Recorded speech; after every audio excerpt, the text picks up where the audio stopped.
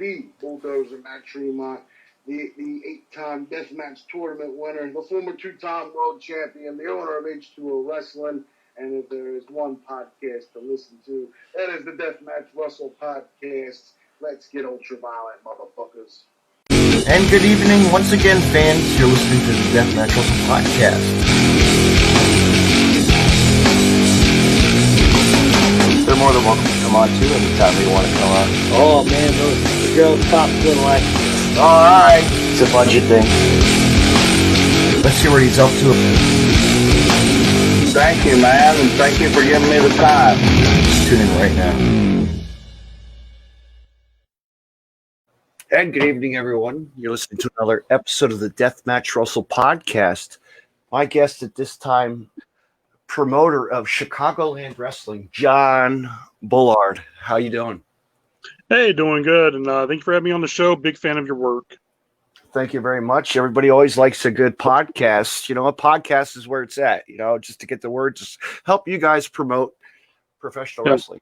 And that's what I like, you know, no matter if it's sponsoring or just free time, and, you know, and we could do some business after as well. But we'll look at that privately in our DMs, you know, as well.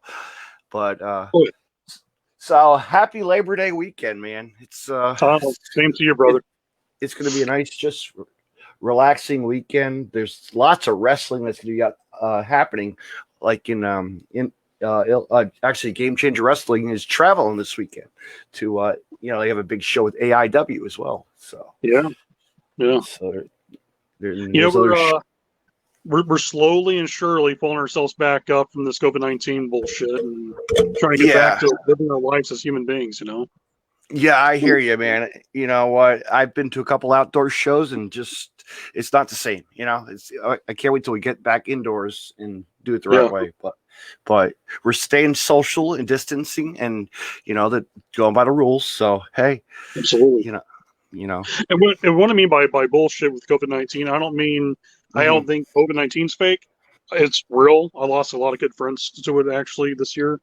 I hate that it's ruined so many people's lives. You know, I lost a coworker to that too. So yeah. I'm just ready. I think everyone's just ready to go back to living a normal life as much as possible. You know, and the good thing about pro wrestling is it kind of gives us back to a little bit of that normalcy of going to shows and enjoying ourselves. So it's good to see a lot of companies are breaking out of the shell. Breaking out of the shell and just, you know, giving it to go because they want to get out and perform. You know, it drives you guys. It's drives you guys crazy because you don't know what you want to get the card scheduled. You know, you guys want to get a card scheduled. You want to get your, you know, sell tickets and get everybody to a show, you know, and have fun. Absolutely. So let me ask you this, John. How long has Chicagoland Wrestling been in business? Chicagoland actually started last year. To give you a little I guess kind of the short story, make it easier. Been involved in the wrestling business since 2001. Pretty much worked into almost every level, as from a wrestler to referee, manager, television production. And 2012 to 2014, I ran a company back in Kentucky called Pro Wrestling Freedom. And I took a retirement, married a nice girl from Chicago, and decided, you know, I'm trying to do that family life and kind of enjoy that for a while. So took a hiatus break. And 2017, a very good friend of mine got his chance to become a professional wrestling referee. And he would call me every single day. His name was Christopher Martinez. Great guy. And he would call me, and every day he was, hey, man, going to be refereeing this show. Any advice for refs? And I would sit there and just talk to him for hours about it. And then one day he kept on asking me, he's like, well, do you want to go back into business? You want to get back into it? And at that time I was happy, I was gone from it. Like, yeah, I love wrestling, but I'm enjoying the family life. And he kept on pestering me about it. And finally I was like, all right, Chris, I'll come back. I'll do a one-night referee gig just to help out the guys. Right. What ended up happening was I got the itch. So we, me and him got together and we just started planning the idea of like, okay, so the Midwest, we have a lot of great companies that do the super indie show type stuff. You got some of the guys do the mom and pop, old school wrestling show. Mhm. But not many people are doing like an old, Midwest studio wrestling type event. Yeah. And that's what Chicagoland Championship Wrestling kind of is. We take the Mhm. modern day wrestling style, but bring back the old school montage videos and characters and Mhm. the stuff that, made guys like us wrestling fans when we were kids. Yeah. And mix best of both worlds into it. Well, Mhm. we were planning to have our big debut event. Chris passed away due to cancer this year. So everything we're doing is in his memory, Mhm. And so April, we're supposed to have our big debut event. COVID-19 crashed it. So Mhm. now October 3rd, which is coming up, is going to be our debut event for Chicagoland Championship Wrestling. We're taping the event for Amazon Prime. So anybody who's got Amazon Prime can actually watch the show. So, Mhm. and our goal is to showcase the best of Midwest wrestlers, but also a lot of guys from the Mid-South. We've got a Yeah. lot of guys from Tennessee and Florida coming up that are Mhm. really, really, phenomenal talent that, they've been overlooked. But hopefully with this type of programming, it will give those guys a chance to be seen. That's awesome. That's awesome. So like, what kind of talent do you currently have on your roster that's pretty like that fans would know, or Marche nobody Rocket. knows? I got Marche Rocket. He's going to be one of our main guys. Of course, he was on TNA Impact. He's been all over the country with the Soul Touches. Mhm. They were known, of course, for their time in IWA Mid-South and Shikara. Mhm. Vic Capri, who's very well known in the Midwest scene. He's wrestled in Japan, Europe. He Mhm. was actually one of the former traveling partners of CM Punk and Colt Cabana. Oh, no Back, shit. That's cool. yeah, yeah. So a lot of guys, and then there's a lot of the unknowns. And really, to me, like, yeah, the well-known guys are great, and Mhm. to me, like when you're building a company, those type of guys put you on the map. But it's Mhm. always the underdog, unknown guys that end up becoming the biggest stars because they're going to end up having the most to prove to the viewers. You'll Mhm. hear stories about like, oh yeah, the main event of the show was great because it was like one well-known legend versus this legend. But man, that Mhm. the undercard stole the show, Yeah. and that's how I've always noticed how wrestling was. Like, book the unknown guys and give them the opportunity, and they'll steal the show. Mhm. So. And we got a host of great talent. I remember not too long ago you had a Yoya on your podcast, if I'm correct. Mhm. Yoya will be on the show against a young kid named Miles Mercer. Miles Mercer, within 4 years, I'm telling you this right now, mark it on your calendar, folks, on this date, on this awesome podcast. Miles Mercer will be one of the kids that everyone will be talking about in professional wrestling within the next 3 to 4 years. Everybody will be talking about. Really good. Cool. Charismatic, can wrestle, can brawl, he can high fly, he can do it all. We Yeah. have him. We have Chris Jones, who was trained by the late Billy Robinson. He's going to be on the show. Rockstar Johnny Nye. There's just so much host of talent, man. It's going to be a really, really good show. Mhm. That's the way to do it. You just pick your good. You go in the hat and you pick who you want, and it's you go Yep. down the list and just figure out. All right, you know what? These guys are gonna be on a card tonight, and you know what? They're gonna showcase and see what they have, to the fans, and bring out the Absolutely. best. And then your current champion, your tag team title champions, and your cruiserweights, and like who's your current champion right now? We have no champions now. Right now, Ooh. none. The only one we have is the Urban Honor Crown champion, and that's Desmond DeMont, aka the Ewok. He's really good. But he's bringing that title from another company into our promotion. We will be crowning a champion, though, on the first show. Mhm. We have a old school ECW style 3-way dance. We're going to have Marche Rocket versus the Shogun, Chris Logan versus Mhm. Garrison Creed.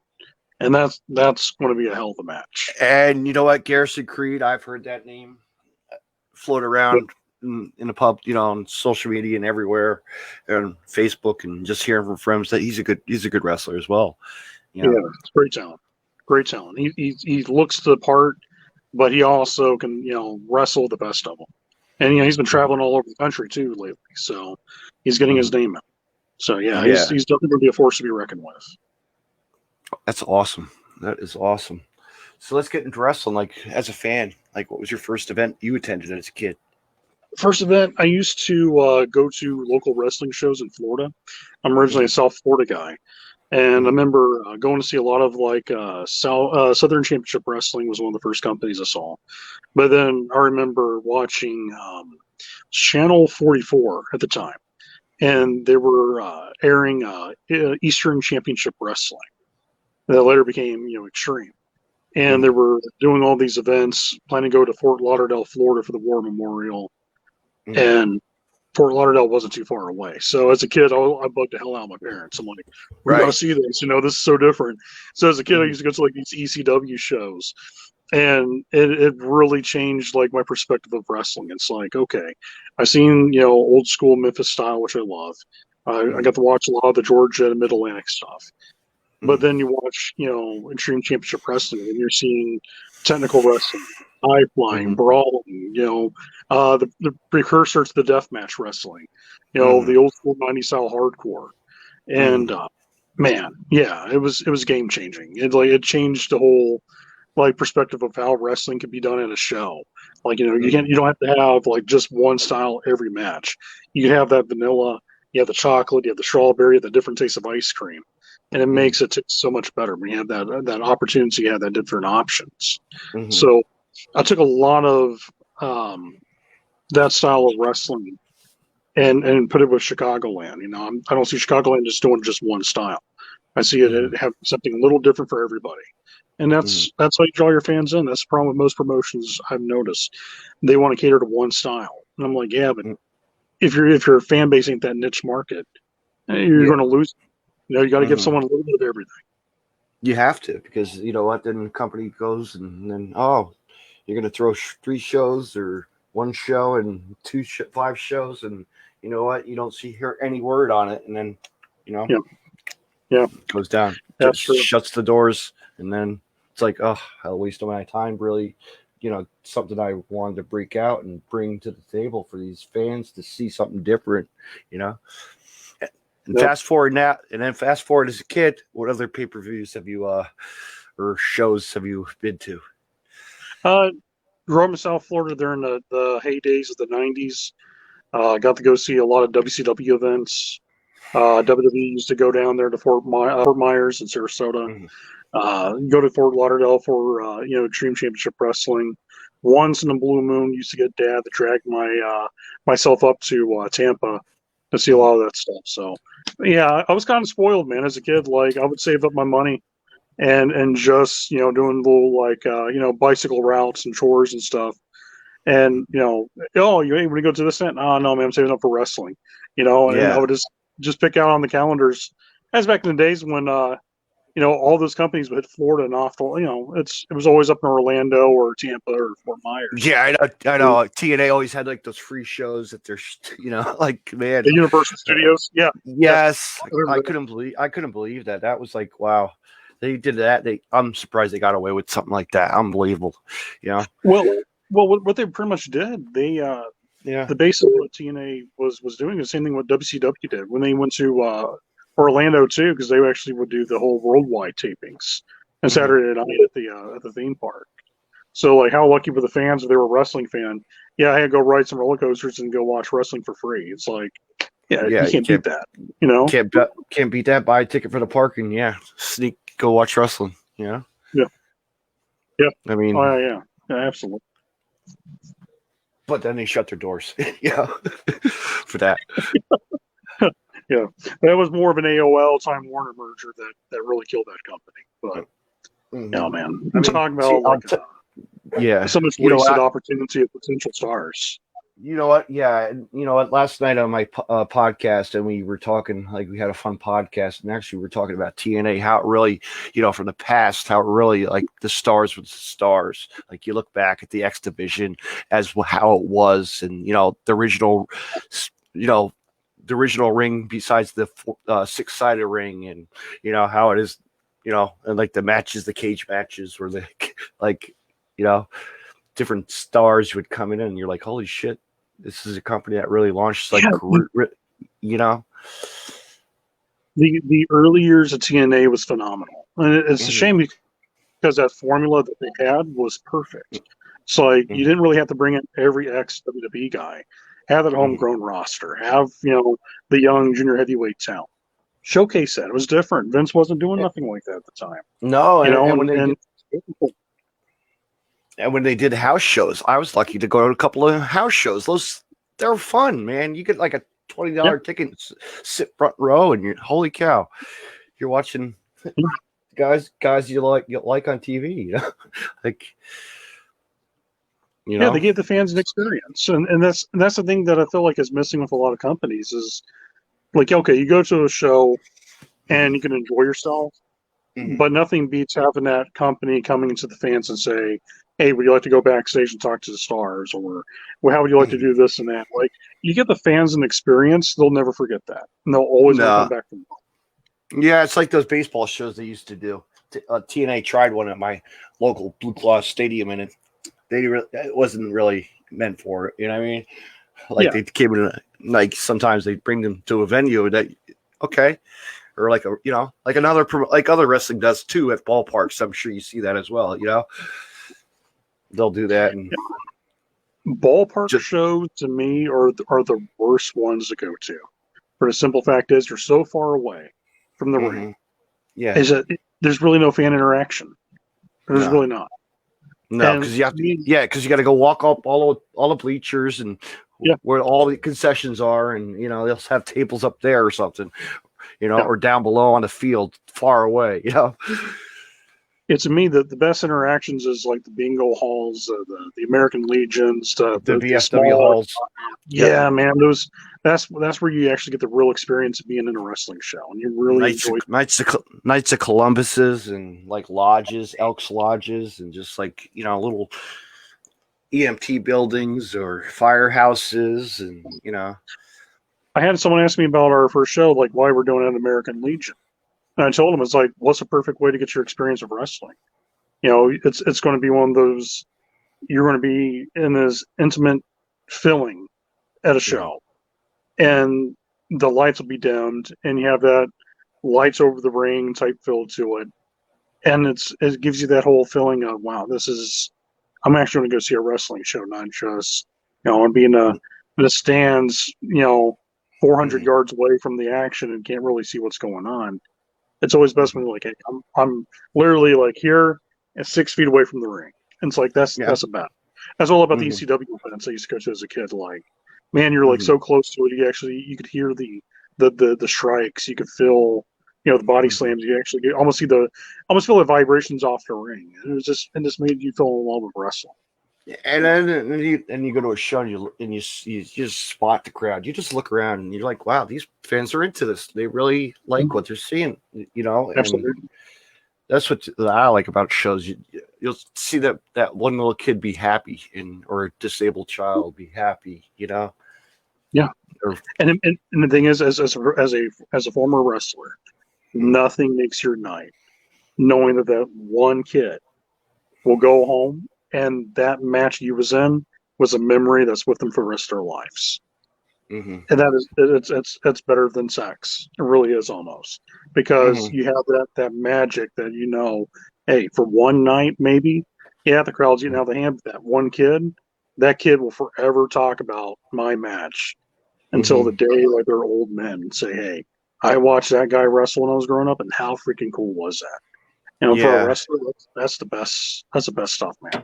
Really is. It is. And when you do a fundraiser show, it's for the kid, or donate for cancer, this and that, to help them out. And man, it's just feels good to be a part of something, and just to help out. You're there, and actually, I'm actually privileged to do a show in the same day, October 3rd. We're going to call it. It's called Standalone Wrestling presents Val Goes to War. Val's Pals Go to War, for this kid named Val, and we're bringing top superstars like Brian Cage and Ace Austin and a whole bunch of other guys from the just local guys as well. One of the things we're hoping to do for Chicagoland in 2021 is actually do a teddy bear trip with St. Jude's Children. So that way we actually, raise money, and also on top of it, give something in return for the kids to have something to have in their hands at the hospital. So yeah, anytime you can take wrestling and you can do something good for the world, it's always the best thing. Mm-hmm. And turnout, the crowds, I'll tell you what, they come out. They come out. They do. No matter what, And like the shows that my standalone wrestling puts on, like I'll send you some footage. You'd be like, wow, this is like a cool company. Like, bringing the top stars and to pack. I was at my local one and packed, sold out. Like, you know what I mean? You're like, oh my God, like you have a deathmatch guy coming in from Japan, like, and you got Animal, of the Warrior, Road Warriors. You're like, wow, like, come on. You don't get that. You don't get a Michael Elgin in the same room. You don't get your Brian Cage, and it's just like these guys showcasing. It's amazing. So, I have to ask you this question then: as a wrestling fan, what do you look for at a wrestling show? Like, what makes you want to buy a ticket to see a wrestling event? Well, it's the way that when you're a fan, you sit down. I like this. I'm a fan. I always like front row seats. No matter where I go, I try to hustle my way to the front row because I want to be I want to get in that middle seat or on the end. So what if I have an end seat or a second row seat sometimes the show's sold out, but you know what? You're watching these guys, wrestlers go into the ring and you want to see what they have to offer. Like what kind of like style of wrestling are they going to show you here? Like old school wrestling, like you said, hybrid wrestling, hardcore wrestling, just like a different genre of wrestling that's progressed over the years, and it's just different styles to showcase what they can do and and bring to the table and rise to the next level, and get to be the champion of the company, and to move on to another company and to another, just bring it all to the table, all to the ring. Yeah, just that's and lights, camera, action. It's go time. It's nothing beats when you actually see the ring announcer come out to the ring, and you instantly know, like, all right, we're about to begin, and it gives that little rush to it. At least it does for me. I always love when I see that coming. I'm like, we're about to begin. This is going to get good. So yeah, I mean, it's like my friend who's in that a former Ring of Honor announcer. His name's Larry Legend, and man, he'll really get the crowd going to like you're like, wow, this guy definitely is the business of wrestling. Like he knows how to get on the mic and get your attention, and then share it to social media. Like he really will tell you. Check it out on Fight TV right now. Go to IWTV, log on to Twitter, and just get your attention and be at a show and be like, come on, it's time to have fun. Let's get the show's about to go down. It's going to be a great night.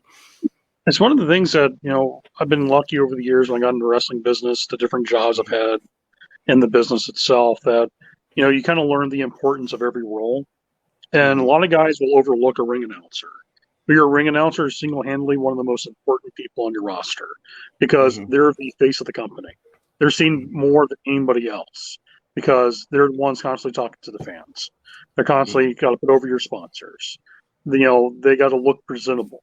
It's a lot of work being a good ring announcer. A lot of guys just think, anybody could just get a hold of the microphone and do it, but it's those guys with certain voices. And there's some pretty talented female ring announcers too. Oh, there really are. Like I mean, don't get me wrong. Like there's some ladies that have really started to shine in like local little promotions. Like they're just getting their foot in the door to get. But yeah, it's such an important role. But not only them. Referees also have the role. We always have to acknowledge that they they do what we what they're told, to show and a good referee can make a mediocre match look great, and a bad referee can take a great match look like complete garbage if you're not careful. So the role of a referee is highly important. That's another thing that a lot of independent promotions will overlook. Like, hey, we'll put the the stripes on anybody. And it's like, you want to make sure you put on someone who knows what they're doing. And you look nowadays at wrestling, and you look on your TV, and you'll see like these people have been on TV. I'll give an example, like Bryce Rumsberg from Bryce from Chikara. You got Kid Ref Christian, who's been on TNA, everywhere. He's just like, that's amazing. Like, these guys have been, waiting for the moment, and they get it, Oh yeah, I remember when Jason Ayers, he now works for WWE. Remember, he was working all over Indiana and Chicago area for Evolve and Dragon Gate and all these companies, and see him now on television is like one of the coolest things ever. It's like, no one can happen to a better guy. He's one of the nicest guys ever. And to see tell you what, it's awesome. Dragon Gate and Evolve really was a pretty cool. Those companies took off too. Don't even see them as much as like we used to. It's like, wow. Well, you heard what happened with Evolve. No, what did they do? Evolve got bought out. WWE bought them out, and Gabe Spolowski, who was the head of creative for Evolve, he posted this week, if I'm right, that he's done for the business. So, yeah, I'm right there with you on that. I was like, man, that's a lot of talent that was part of that company, and hopefully the guys that were still part of that show will get the chance to be showcased somewhere better. So yeah, I'm with you. It's this company, Evolve and Dragon Gate USA, both was fantastic products to watch. Really was. It's a shame. It's a shame, but they move on. We got other companies that are rising again. There's so many companies that are like catching our eye.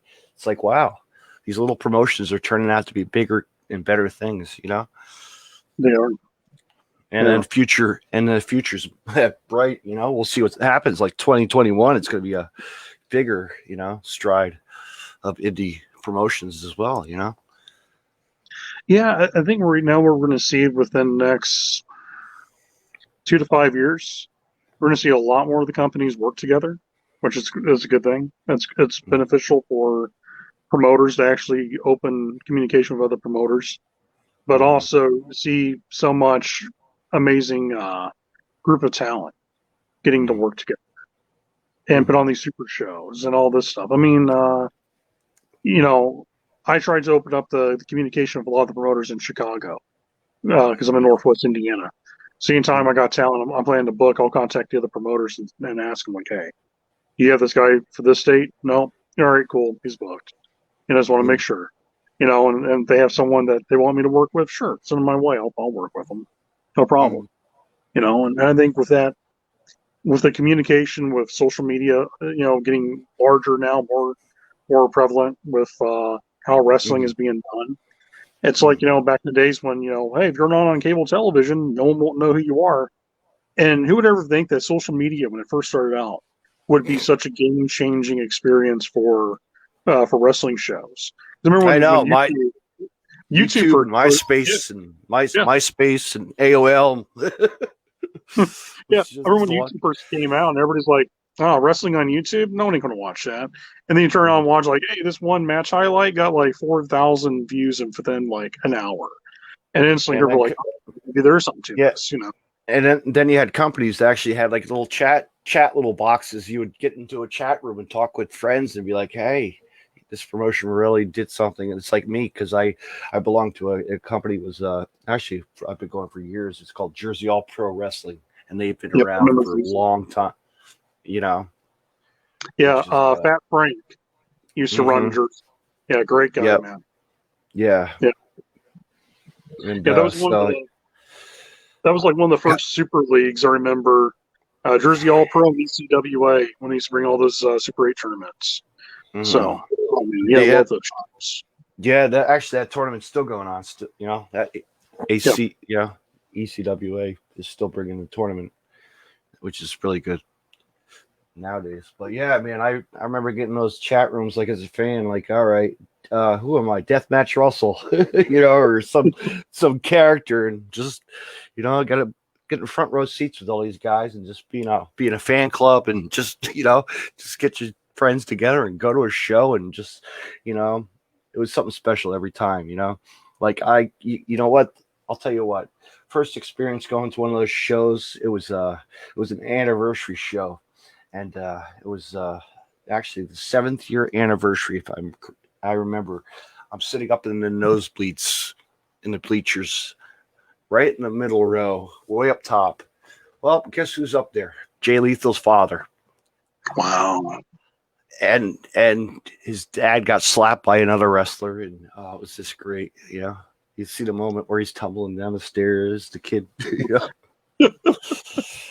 and then fast forward and sitting ringside, and you're like, wow, now you know what, this is going to be something good, and it really was. And then 20 years later, or whenever, I made my appearance on The Wrestler up in those.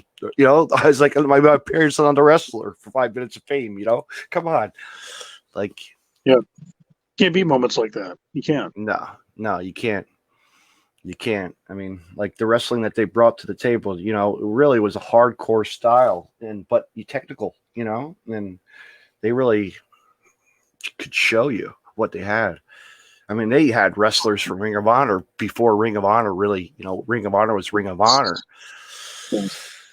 And you had like the guys like the Carnage crew.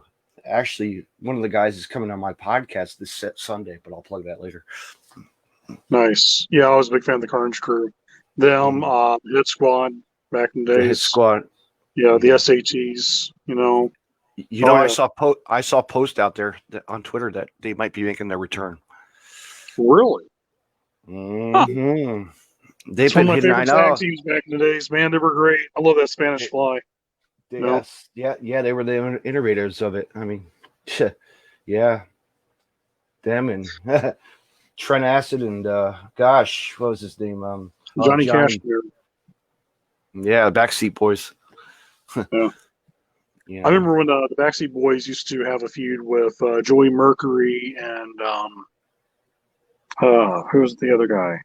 They were a tag team together in York and Matthews. I remember the Backseat Boys used to tour like all over the United States. Mm-hmm. And that was like the traveling feud. I remember reading about that in PWI and WOW magazines back then. And then watching guys live, it's like, wow. Well, that's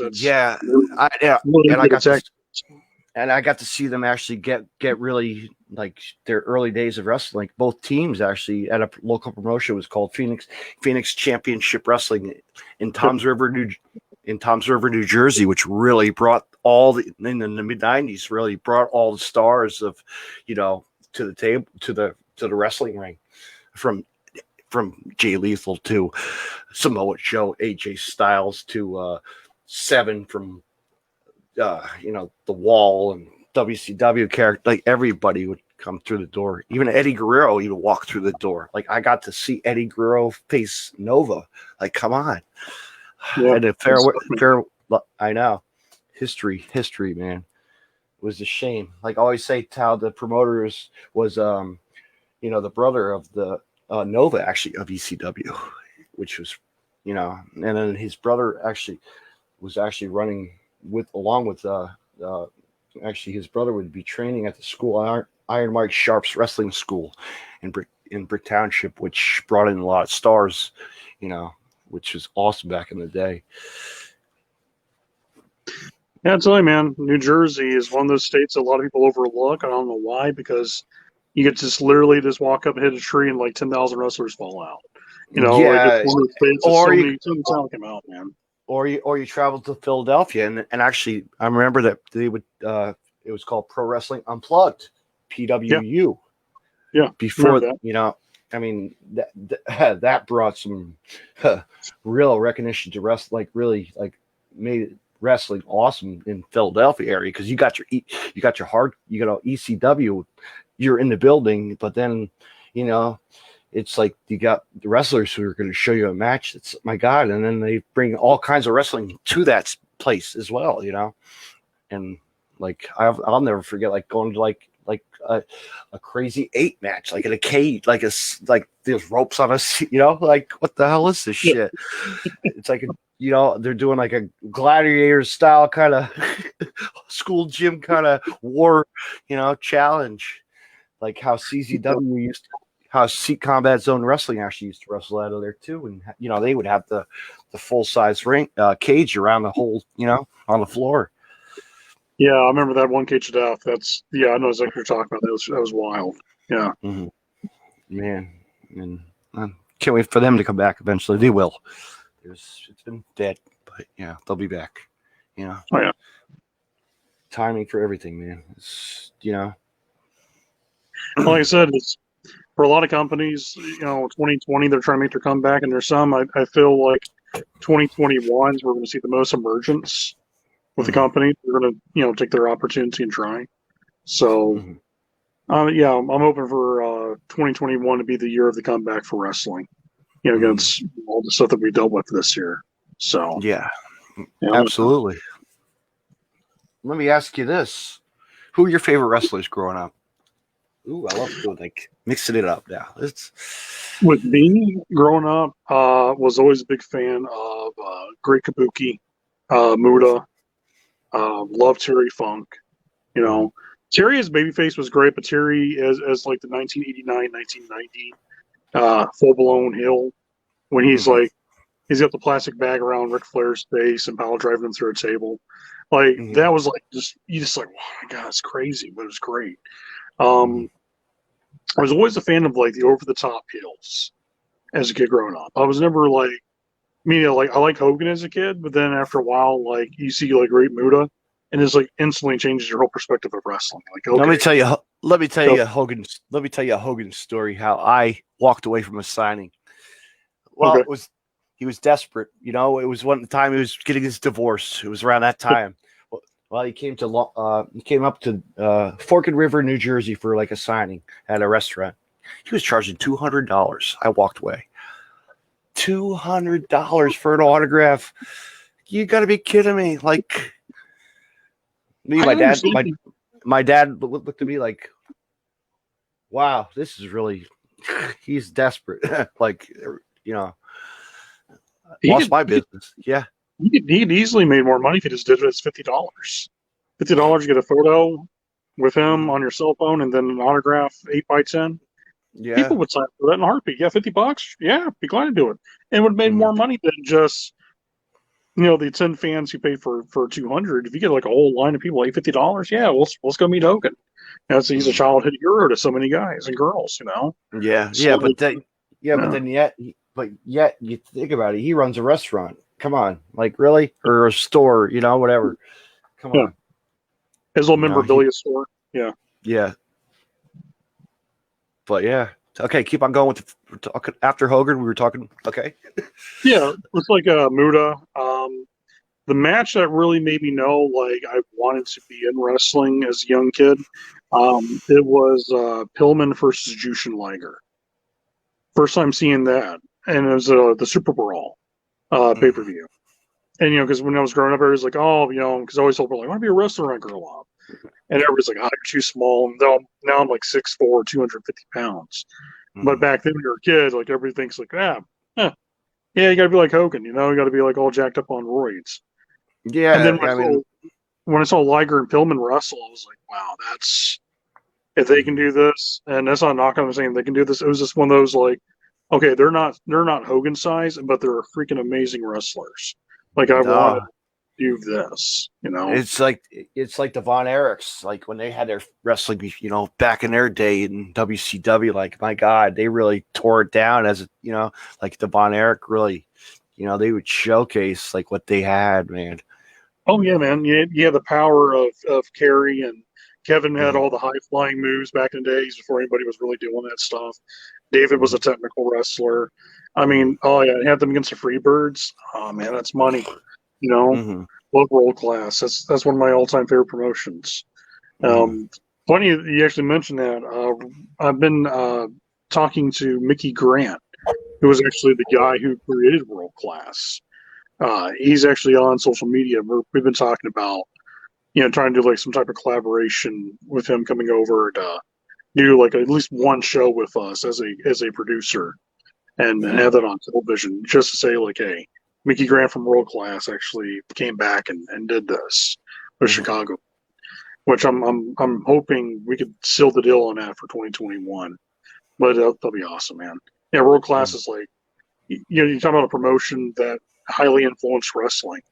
I mean, Mickey Grant, when he came up with the idea of World Class with Fritz and Gary Hart, it was like, hey, instead of showing the older guys, we'll show all these young guys and get the demographic for the rock and roll type fans. Instead of having no music, let's use rock music. And let's do montage videos and training videos and all this other stuff and make your guys look bigger than life.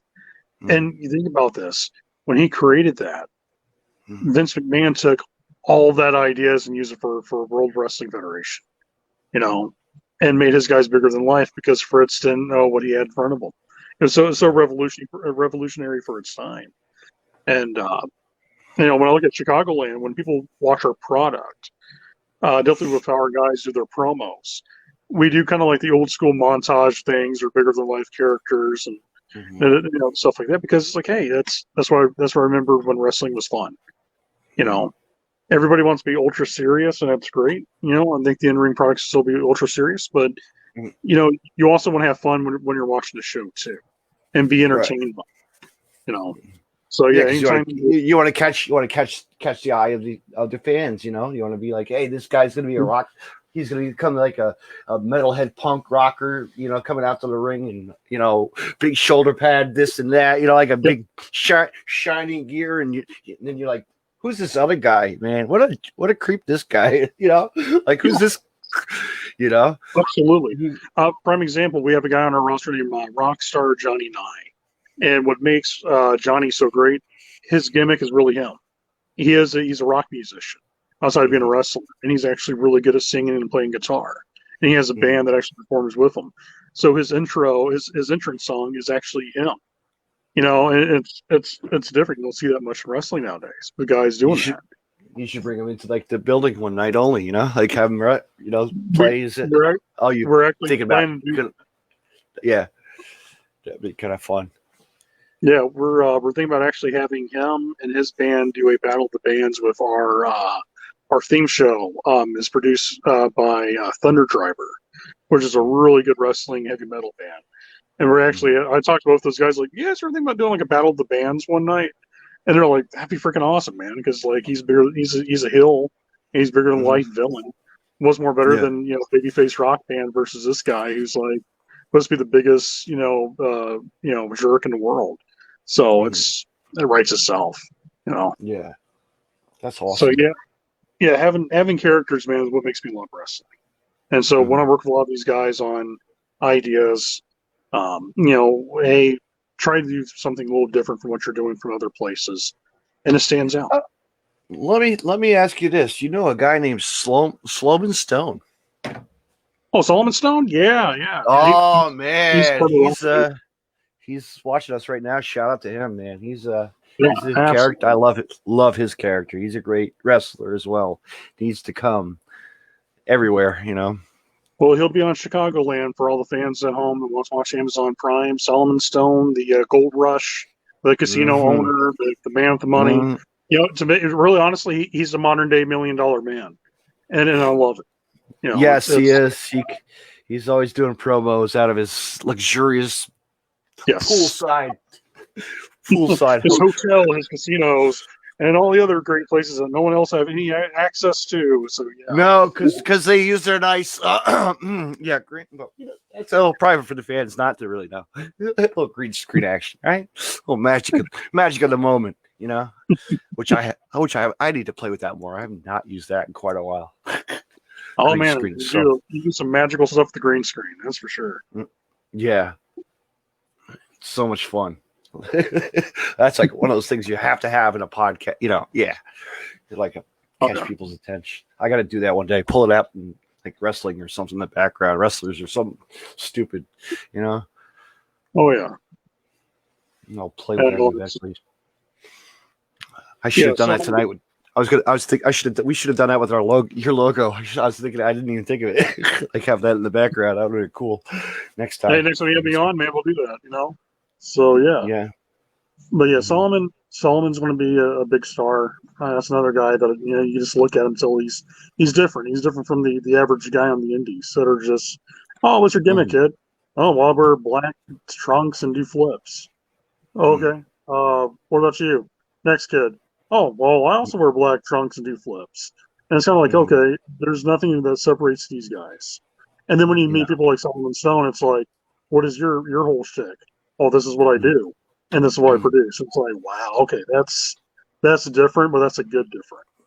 That's what I like. That's how I like. I find talent. I scout on the internet or Facebook. I'll like who's gonna be like a breakout. Who has an attitude? Who has who do I want to have my podcast and it's a way to get talent out there. Oh, absolutely. Yes, I agree. Another group of guys we got a pretty entertaining is Youth Gone Wild. Tom Heisman and Matt Creed. They're kind of like if you take the Road Warriors, but then you mix them with the Rockers. It's like that type of illegitimate love child that comes out of it, and that's those two kids. And they're really good. They did a promo video that was similar to how the Blues Brothers was. Remember that movie, The Blues Brothers? When one leaves Joliet State Prison, it was literally shot for shot, like the same way. And it was great. You got to definitely check out that promo. It's on our Facebook page. Mm-hmm. Yeah, this will be we'll be having them on the podcast very soon as well. We got some things in them. We're gonna line some people up, fans. So you'll be checking that out very very soon. Good deal. Yeah. There's so much good talent out there. There really is. And of course, females as well. We can't leave that to females talents as well. Well, I'll tell you what. There's a young lady that has been doing quite a phenomenal job here in the Midwest. Sky Blue is someone that I will say right now, she'll end up being a big star in either WWE or AEW. A matter of time. Good kid, humble, hardworking, and she can flat out she can wrestle. She's really talented. So every time I watch her wrestle, I'm like, all right, she's just a year or two away from getting that big break and going somewhere that's going to really elevate her. So yeah, talking about female talent, she's really good. Kylie Ray, I think is actually a really good talent. She is such a wrestler, man. She's great. First time I caught her actually was at Freelance Wrestling Chicago when I did a GCW Chicago show, the very first one we did. It's like we traveled and they did a comparing, show. She was on it. It was great. She just lit the room up, Yeah.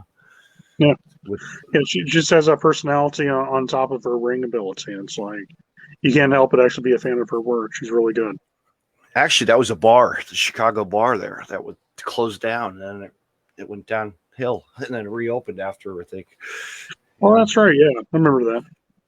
Yeah. Yeah, you've probably been to the GCW shows and Summit as well, too, haven't you? Nah. I haven't. My friends have. Yeah. I remember when they were doing that. So, and then it looks like Game Changers plan to go do some Indiana shows pretty soon, too. Yes, this weekend, Labor Day weekend. They got the big park there, the big outdoor, really nice field and setting. It's going to be great. And because I think they're in conjunction with AIW, like I was saying. AIW. Yeah. Yeah, the promotion out of Cleveland, Ohio area. Absolute intense wrestling. Yeah. That's a good company. They bring out some good talent. You don't see like it's really catching from the beginning. It was like really awesome to see like Danhausen and like all these just whoever they would bring in the door. Yeah, then they always do the memorial tournament for JT Lightning the JT Light Memorial Tournament. That's what it is. Yeah, the Memorial Tournament, and all that great talent in one night. 2 night show. It's like, man, and so who's who of wrestling. Mm-hmm. Yeah, they do all that, and they, it's just great, man. Wrestling's going to be 20, and it's just announced the relaunch of Game Changers Collective is coming back. Spring break and all that. That's good. Like, a lot of promotions are going to have a great weekend. That's going to be a banging show. That was like WrestleMania all together. Remember that? They really collide. They really brought an impact. I didn't go to them. I was jealous when they were in Jersey because, at tour season, I didn't want to be stuck in the, I would sit home and watch it on TV. Yeah. Yeah, definitely been trying to get on the boardwalks and everything, So, Oh yeah. But now, man, what are you thinking of? Do you like the product of AEW? Let's talk AEW, man. For most part, I won't knock them. Like they do have a lot of great talent on their roster. Like they have, compared to most independent promotions, they have kind of like the who's who of all stars on there. I just feel like sometimes they just need a little bit more direction with what they're doing. Or do you feel the same way? Because I feel like they have good matches, but like sometimes they just have a good match for the sake of just having a good match, so of having like a real big build up and make you actually want to invest your money to watch someone get the revenge, or someone just gets busted wide open for the sake of just getting color on television. And it's like, okay, well, what's this lead to? Oh, nothing. Oh, okay. And I always feel like if you're going to do how wrestling is always done properly is build it up, make people want to go watch it, make sure there's a reason why John Moxley gets his hands on Chris Jericho. Yeah. And then maybe it's just maybe an old school guy, but I've always felt like the storytelling is missing with a lot of companies, and I feel the same way with some of the WWE's product too. Sometimes they just do an angle, they get rid of the angle as quick as they can. And there's like no real proper build up for that to happen, But I do think the athletic portion of AEW is amazing. I mean, you got like Pentagon, got Phoenix. Of course, you have Eddie Kingston is now part of the roster. I'm a huge Eddie Kingston guy. I think Eddie Kingston's one of the best talkers we've had in wrestling. He really can talk. He's one of those guys. Like, man, I'm glad he got it to where he is, because he deserves, he's that kind of character, and really worked his way up the ladder for years and was like, always the underdog of a wrestling promotion. Just like got under the skin of guys and just, built his name up, I remember watching him in Chicago, and this is like back in like 2002, 2003. And, a lot of people are like, I don't see nothing in him. But there was something about him that you're like, I don't know. I just think within a couple of years, he'll be one of those guys that everyone will talk about. Then he had that feud with Larry Sweeney. And him and Larry Sweeney had such a good old Larry. Man, that guy was a great character. I loved a great character, man. He was his biggest problem, in my opinion, was he was born in the wrong time period. Like if he was wrestling in the 80s, he would have been like the biggest thing walking in Memphis, man. He was like everyone. He would have been one of the greatest villains that Jerry Lawler could ever work against. Like he was just would have been money. He was just meant to be. He was an 80s, 90s guy, stuck in the world of 2000s. He was. When I got to see him, talk to him ringside, like he did a show at a charity show, and man, he was racking it up because the promotion we actually had, they didn't have a ring bell on hand. And what they used was like a cigarette lid, like one of those metal trash can lids, and a wrench. And my God, he got a kick out of it. It was funny. I'll dig that footage out. You'd get a kick out of that. Yeah, send me the footage of that. I'll have to definitely watch this because, I've seen companies forget ring bells before, and it's like, oh, okay. I remember we had a show in Kentucky once, and they've got the ring bell, and so. One of the announcers, he was like, hold the microphone, he'll look away, and he go, ding, ding.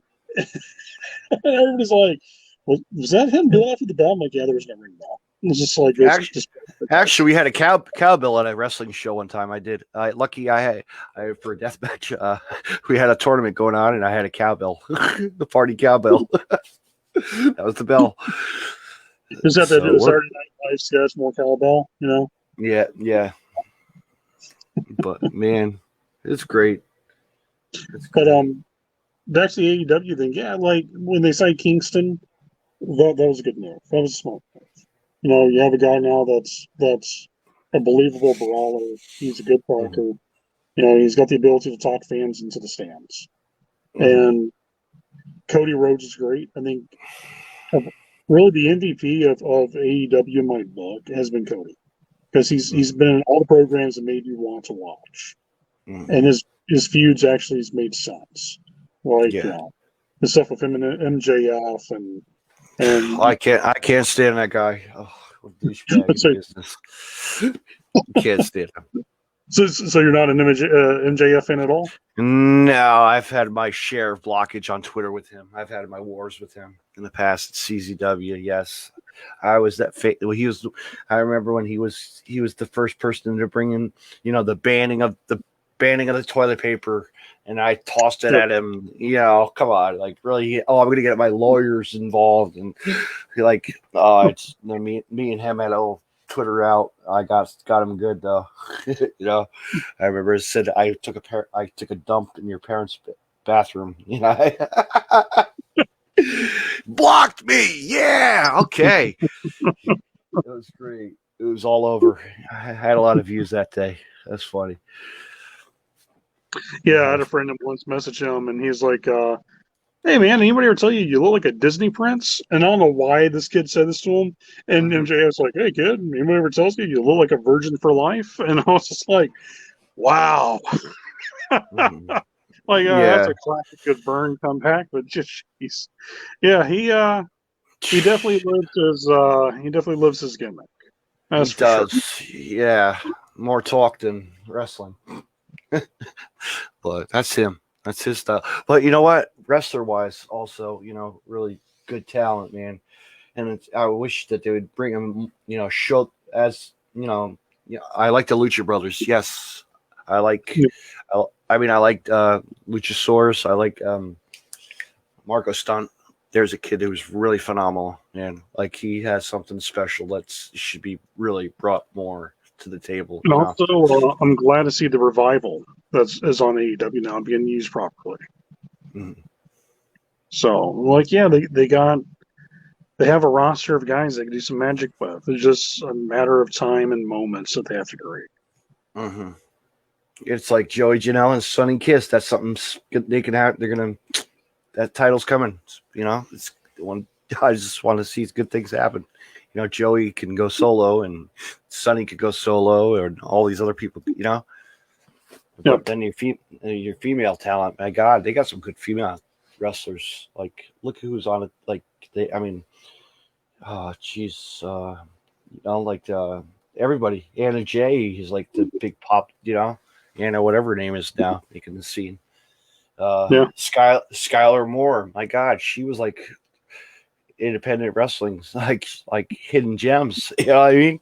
Like, these wrestlers were like doing things before wrestling was wrestling. You know? Yeah, the Japanese female talent's pretty good too. Mm-hmm. Absolutely. They have a very unique roster. That is for sure. Mm-hmm. And then now we go fast forward in WWE's. It was like, okay, period. It dropped dead for quite a while. You know, like I like it, but then I hate it. You know. Let me ask you this question: as a promoter to a guy who's a wrestling fan, let me ask you this: and what is it to you that made you want to not watch WWE? Or at least the main product. Not everybody likes NXT, but for the main product, what made you say, it's Monday night, I'm going to go play video games, or I'm going to go drink a beer and watch, some TV show instead of this? What to you? What makes a guy like yourself, your friends, and everybody else who are lifelong fans? What made you just turn off the program and say, no? it's just the magic wasn't there anymore. Like the product was just going downhill after Triple H, just whatever. I just didn't like what they were doing, and I just shut it off, and that's it. Now, I will say this: I do believe the NXT product is pretty darn good. You know what? I'm going to say congratulations to somebody who just got signed, one of my friends, and he's a wrestler from the Combat Zone Wrestling, and he's GCW's top superstar, and just an all-around great guy. He's going to be really good in the company. His name is Joe Gacy. Yeah, I heard about Joe got signed. That's good for him. Another guy that's been on the independents forever, and now he's finally getting a chance to showcase how good he was. I remember like a lot of people think Joe Gacy was just a deathmatch guy, but really Joe can do strong style and he can do technical and everything else. Like he was a very good, well-rounded, talent. So good for him. Good for him. But yeah, like I said, the product just went downhill. I'll watch NXT when it's because you know who's on there and they're going to make a name and an impact. Yeah. To me, really, when I have a good friend, Jesse, big shout out to Jesse Mays, by the way. He'll always message me like, "Hey, what are you watching recently?" And I'll tell him all the time, "It's like, man, I really don't watch a lot of the main stuff on television anymore. It's like I'll go on the network, I'll watch a lot of the old school stuff, I'll watch a lot of the stuff in the 80s, 90s, early 2000s was pretty solid for what it was, and then I'll watch more of the independent stuff and the stuff in Japan. I'm just." A lot of the stuff I saw on TV right now, like I'm with you on this. It's just I know they're trying their best, but they're just not creating any real new stars. Like John Cena was like the last real major superstar they really created, but now recently they really have not pushed anybody into that level of the next Hogan, And I honestly, God, believe that. I think the company's lost their track on creating superstars. And to them for trying to create like the virtual, come on, that was kind of like weird, virtual fans all across the, like, come on. Yeah, and some of the weird people that would come on their screens and they had like a beheading video and the Klansmen and everything else. I was just like, they had actually a couple of guys. Yeah, Kenny Omega was on there. yeah. I saw that. I was just like, game changer. GCW's logo made it on there. So, hey. Did you see the Fire Velveteen Dream? Okay. So he's Velveteen's in supposedly some type of heated, either it's real or not, I'm not sure. But there was a fan that had they're sitting there and they're like, hey, they're applauding. And all of a sudden their sign came up. It was like Fire Velveteen Dream. And I was just like, oh my God! Like that's they're waiting on the right time to make sure that was seen on the main cam. So yeah, man. I didn't even watch the pay-per-view. I just heard about the ring. I saw the footage of the ring claps, and you're like, oh, here we go again, a remake from Mark Henry and Big Show. Yeah. Also, Big Show and Lesnar did it too as well. Yeah. I kind of knew that was going to happen. Like, ring collapses. Okay. Yeah. Here we go. And then, wow, big deal. Brock Lesnar. Wow, quit the business. Yeah, we'll see where he shut. Yeah. Oh, you gonna go to AEW? I don't think so. No. I think what he's going to do, he's going to go another round of UFC. Supposedly there's supposed to be a dream fight. It's supposed to be John Jones versus Brock Lesnar. So, I wonder how that's going to work out, but it'll be interesting. It'll be a good ticket seller. I'll say that about UFC. They'll make money off that fight. Yeah, but will I watch the next pay-per-view? Probably not for WWE. I'll be watching the next AEW All Out. It's going to be great.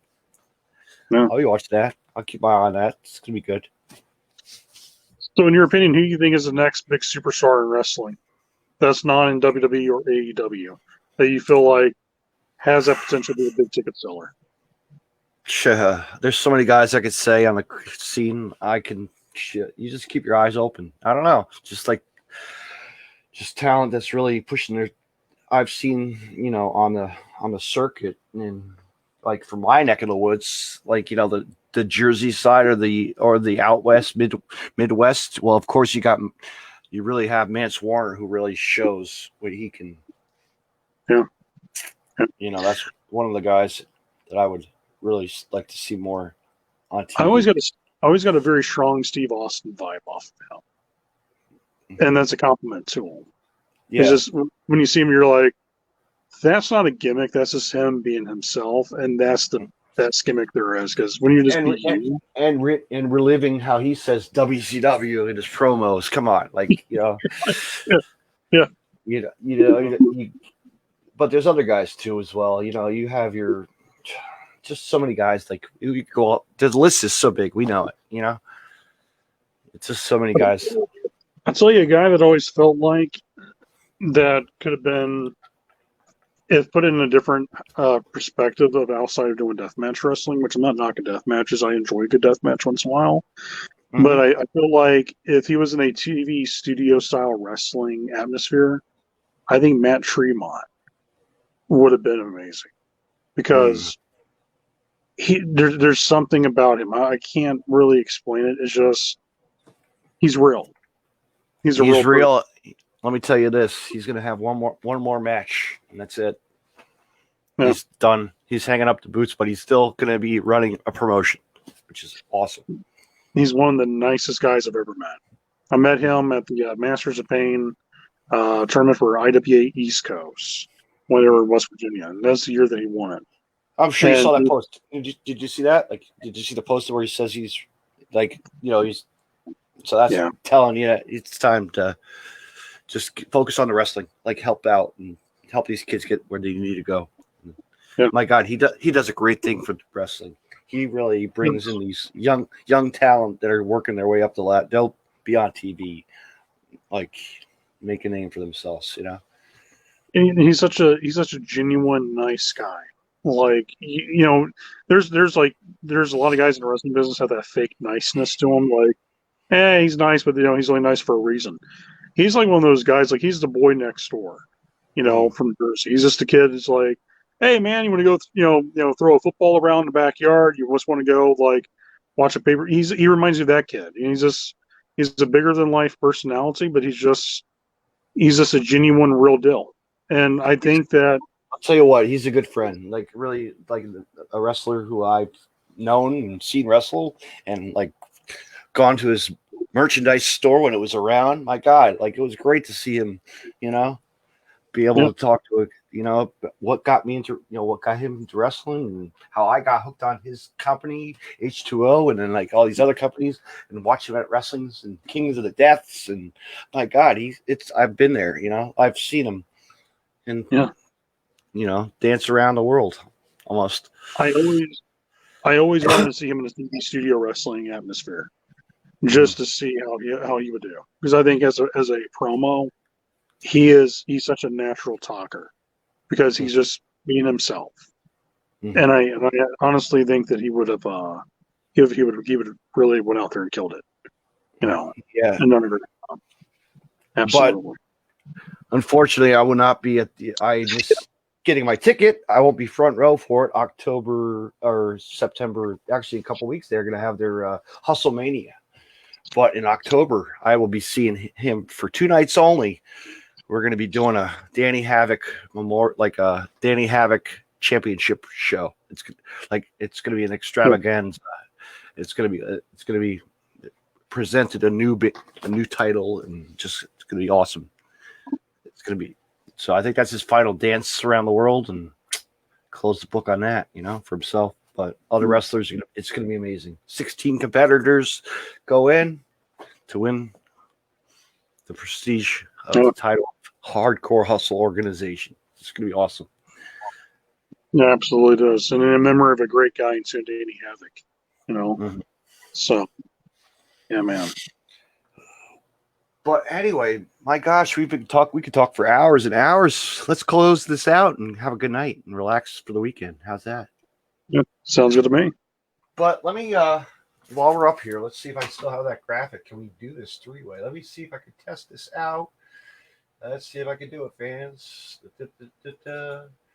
Bring that here. Oh! let's promote your show here. Let that just blink and blink and blink. Yeah, absolutely. Let everybody knows if you're watching this podcast, you're in Northwest Indiana and Chicago area. Come out October 3rd, 2020, Michigan City, Indiana. We're going to be at the American Legion 451. We will have, of course, social distancing rules in place to keep fans safe. Wear a mask as well. And on top of that, we'll be checking everyone's temperature at the door. So to make sure everyone is safe and sound. Main event, we're going to have a three-way dance for the Chicagoland Championship Wrestling Heavyweight title. Marche Rocket versus Garrison Creed versus Chris Logan. On top of that, we got Chris Jones versus Rockstar Johnny Nye. Yoya versus Miles Mercer. No Coast versus the Tribunal, which is Paragon and Big Chris Moore. On top of that, we have Toli Bertarelli, Mr. Made for TV, actor from Chicago PD, teamed up with our good friend Solomon Stone as they take on the Feast of Greatness. On top of all of that, we have the Ewok defending the UHC crown against Zeke Kickham, and that's going to be like a no holds barred fight. So that's going to be one of those matches like anything can go. There's just so much action on that card alone. And on top of it, we're going to have podium interviews, fan interactions. So like it's fun for everybody. It's a good family show. So definitely show up. Tickets are only $10 for general admission. We also have a family 4-pack. So for 4 people, it's only cost you $30. Can't beat that price. So show up in a group of people, have a good time. Also on the card, we're also got Brave and Fett versus Jackson P. Larkin. That's going to be a slugfest. If anybody else wants to check out our stuff, go to ChicagolandChampionshipWrestling.com. We still have some tickets available to purchase. Check us out on Facebook, Chicagoland Championship Wrestling, and also our Instagram page, CC Wrestling Entertainment. And as a promoter, I try to be the most friendliest guy on earth. Hit me up anytime you have a question about the show or anything you want to know, and we'll be glad to talk to you and make sure you have a great time with your friends and family. Check out this. Blah, blah, blah, blah, blah. I always do that. Blah, blah, blah, blah, blah. No, fans, check it out. Be there. Be there in attendance.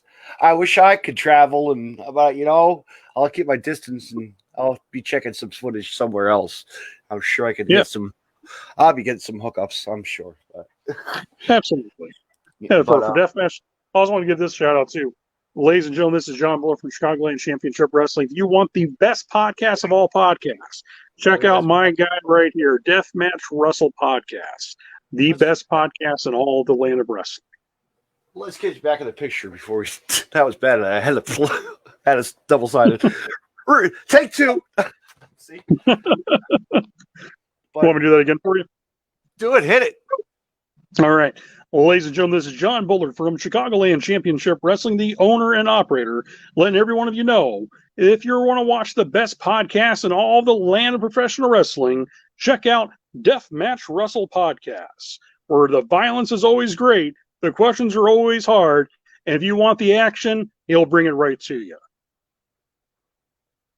Fans, I would edit that. I think that's going to be on my new reel. I like that. Yeah. But anyway, I want to say thank you so much, John, for coming on tonight. And hey, thanks for having us on the show, man. Anytime you want to come back on, you're more than welcome to. Absolutely. And we'll be doing some, but fans, you know what? Maybe we still got time, and John might pull some guys to bring on my podcast. So stay tuned. Yeah, I'll let the talent definitely know to hit you up and be on the show. Absolutely. But what do I got coming up? What does Deathmatch Russell have coming up? I am like on fire, or I'm taking a break. I don't know what I'm doing. Days on podcasting, I'll tell you what, you could have your good days where you want to just not do a damn thing. That's pretty cool about being a host of your own show. Isn't that great? Like you could just say, all right, do I want a show tonight? No. Do I want to be on another show? No. Boy, I gotta look at names here. I'm bad with who I have on this week. Let me see here. Who just messaged me? Who is this? I gotta promote this because I just said about Hustlemania and he's making his debut. Hang on here, folks. Gosh. I want to say, fans, check out HC Loc. LOC will be on the Deathmatch Wrestling podcast this Sunday at 8 p.m. as he will be facing Stockade at H2O's Hustlemania this next pay-per-view, September the 12th. Fans, check that out on IWTV and so much more. It's going to be a great night of wrestling. And that's it. That's a wrap. Good night, everyone. Absolutely. Let's see what I can do here. I got to close all this stuff out.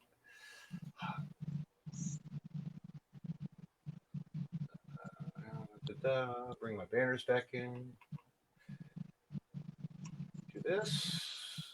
And we're out of here. Oops. Uh-oh. All right, man. Thank you for having me on the show once again, brother. Absolutely. Let me close this sucker out. I'm looking for what I need. There it is. Good night. You can find more Deathmatch Russell podcasts on the following social media. DeathmatchRussell.com. Follow on Twitter at DavidNJ32 and on Facebook. Facebook.com/DJDaveNJ32. Instagram at DavidNJ36. Hey, wrestling fans. I want to mention Collar and Elbow. Collar and Elbow was founded on traditional values of professional wrestling. Two entities working together to create a product intended to connect with people on an emotional level. A symbiotic relationship where one cannot flourish without the other. We strive to create a product that embodies our passion for professional wrestling expressed through street fashion. Visit collarandelbowbrand.com and use the promo code Deathmatch Russell Podcast and save 10% off when you make a purchase. Collar and Elbow, where wrestling passion meets street fashion. Me on Podcast City Network at podcastcity.net. Facebook.com/Podcast City Network. Hit the like button and share. And on Twitter at Podcast City Net. You can hear Deathmatch Russell Podcast on Stitcher Radio and on iTunes.